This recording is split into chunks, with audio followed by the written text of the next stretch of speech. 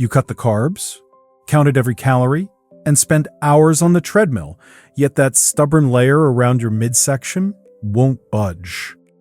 The math says you're in a deficit, but biology is quietly overriding the spreadsheet. This video is about that hidden survival program, why belly fat behaves differently, and the specific signals you can use to convince your body it's finally safe to let it go. Visceral fat is not the same as the fat on your hips or thighs.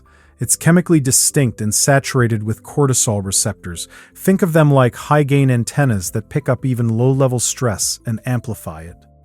That's why stress, poor sleep, or relentless low-intensity cardio can make the belly expand even when overall weight doesn't.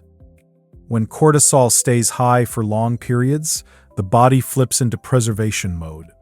Your liver begins manufacturing glucose even when you're not eating, a process called gluconeogenesis, and your pancreas responds by releasing insulin. The consequence is a metabolic trap: high cortisol and high insulin at the same time, which effectively shuts down fat burning while your belly fat hoards fuel. There are 3 everyday lifestyle traps that keep this loop active, and they all look respectable on the surface. First is the endurance paradox. Long, medium-intensity cardio done every day signals a chronic low-grade emergency to your body. Evolutionarily, we walked and we sprinted. We didn't jog at a steady, moderate pace for hours. And your body reads that daily steady state as a migration without food, raising cortisol and breaking down muscle to keep you moving. That muscle loss lowers your resting metabolic rate and funnels more energy into visceral stores. The second trap is competitive fasting. Fasting can be powerful for longevity and cellular repair, but when you combine aggressive fasting with high life stress or poor sleep, the total load exceeds your body's capacity to adapt. Instead of cellular cleanup, you trigger a starvation conformation, thyroid downregulation, low energy, cold extremities, and a clutching onto visceral fat because the system perceives long-term scarcity. In short, you must earn a long fast with a robust, well-nourished feeding window. Otherwise, the fast becomes another stressor.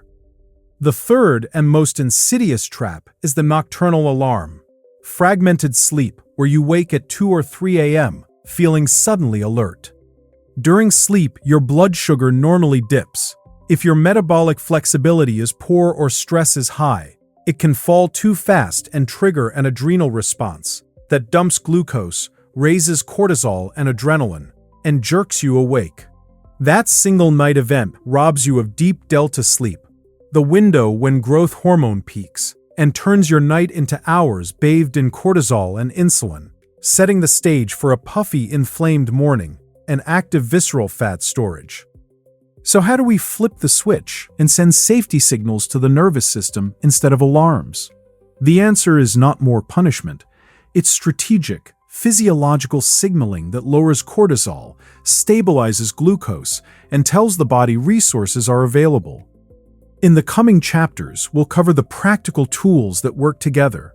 A post-meal metabolic flush walk that uses muscle contraction to pull glucose from the blood, a tiny bedtime glycogen safety anchor to prevent nocturnal adrenal dumps, short all-out sprints to raise growth hormone without chronic stress, and a daily gratitude practice to boost oxytocin and dampen cortisol. Each of these moves targets the biology that keeps visceral fat glued to your waistline. Before we continue, one important note. This is educational information, not medical advice. If you have medical conditions or take medications that affect blood sugar or hormones, check with your clinician before changing fasting, exercise, or sleep practices. Let's start with the simplest, most immediate tool, the post-meal metabolic flush. When you finish a meal, your blood glucose rises and the pancreas prepares to release insulin to clear it.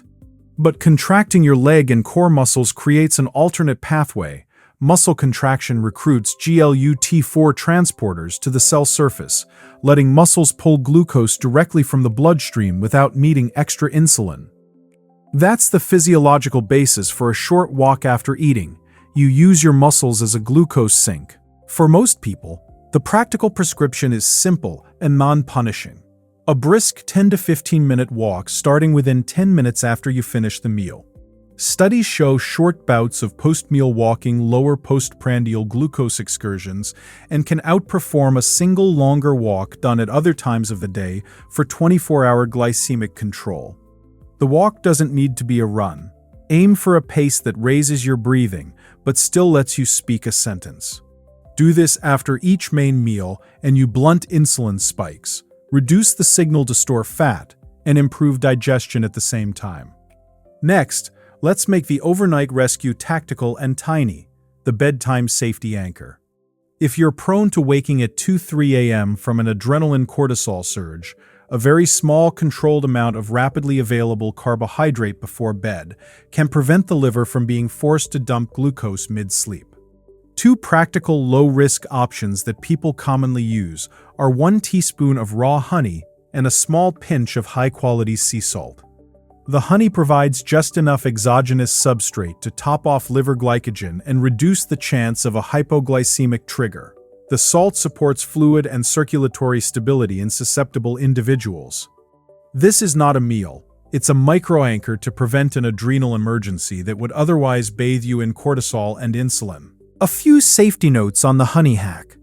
If you have diabetes, are on insulin or sulfonylureas, or have been advised to tightly control nighttime glucose, check with your clinician before trying it. Continuous glucose monitoring is the best way to test whether this helps or harms in your case.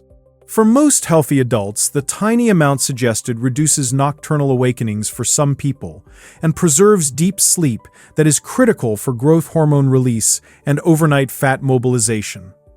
Now the intensity strategy. Microdose high intensity to raise growth hormone without chronic stress. Instead of hour-after-hour cardio, perform 1 or 2 short all-out efforts per week. Think 15 to 20 seconds of maximal sprinting up a hill or hard effort on a bike, followed by several minutes of full rest or light recovery. These brief anaerobic bursts stimulate powerful hormonal signaling and offer an anti-cortisol effect that favors muscle growth and visceral fat loss when paired with recovery. Keep sessions very short and infrequent so they signal the body you are capable and abundant, not stressed and migrating. Finally, combine the physical with the biochemical. Prioritize protein during your feeding window so the body perceives abundance. Protein supports muscle maintenance and a more stable hormonal response. And a practical target is to aim near your ideal body weight in pounds as grams of protein per day, adjusted for your size, activity, and medical context. If you can't consistently hit that target, shorten the fast instead of forcing it. This step prevents the body from interpreting fasting as chronic scarcity and keeps metabolic rate and muscle mass intact. Put together, these moves create a consistent safety message. Muscles absorb glucose immediately after meals, a micro-bedtime carbohydrate anchor prevents midnight adrenal glucose dumps, rare short sprints raise growth hormone without chronic cortisol, and high-protein feeding windows signal abundance. These are not isolated hacks. They are coordinated signals that tell the nervous system the war is over and it's safe to mobilize visceral fat. Now let's turn all of this into a simple operating system you can actually use. The goal is not to chase perfect discipline. The goal is to send repeated safety signals so the body stops behaving like it is under siege. That means the plan has to be small enough to repeat, but strong enough to change the message. Start with the rhythm of the day. If you eat 2 or 3 times, place a brisk 10 to 15-minute walk right after each meal. If you train early, keep the walk easy enough that you can breathe through your nose and speak in full sentences. The point is not to punish yourself. The point is to pull glucose into muscle so the blood sugar peak is flatter. The insulin response is smaller, and the body feels less need to lock fuel into visceral storage. Then reserve the hard effort for rare moments. Once or twice a week is enough for a sprint session. Warm up first. Then do 1 or 2 very short bursts of all-out effort followed by complete recovery. That contrast matters because it teaches the body capability without asking for a long stress response. Brief high-intensity work is associated with powerful hormonal signaling. while prolonged medium effort keeps the stress load active for too long. Now look at your feeding window with honesty. If you are fasting, you need to earn the fast with real nutrition. Build the meal around protein first, because protein is what helps preserve lean mass and supports a more stable hormonal response. A practical target is to aim near your ideal body weight in pounds as grams of protein per day, adjusted for your size, activity, and medical context.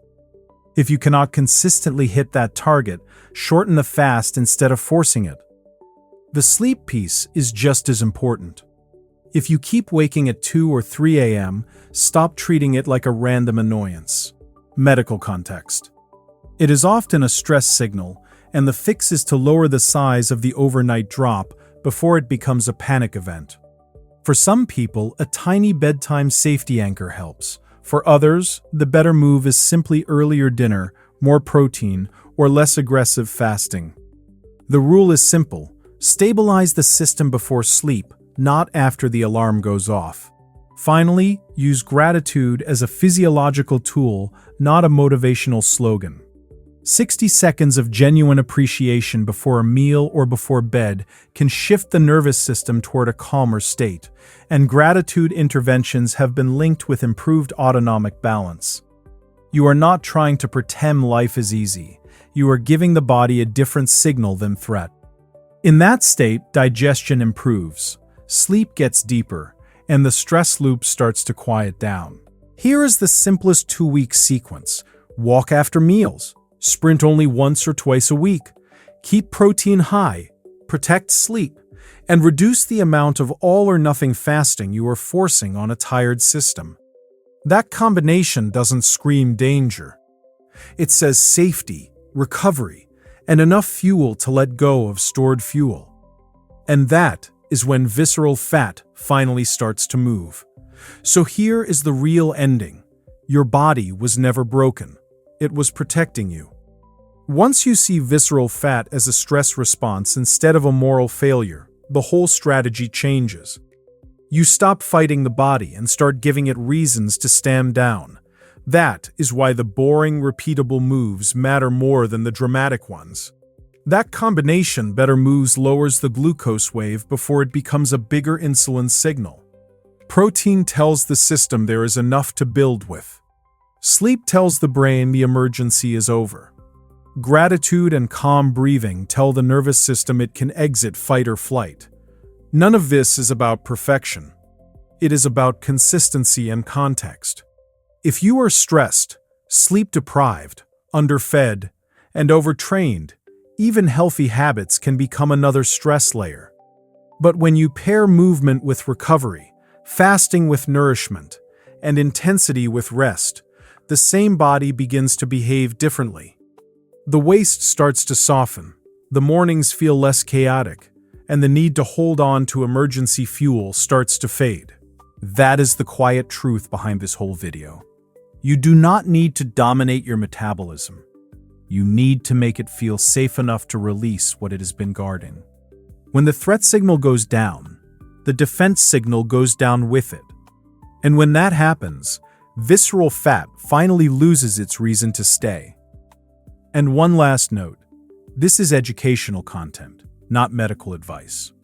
If you have blood sugar issues, hormone concerns, or take medications, use these ideas with professional guidance.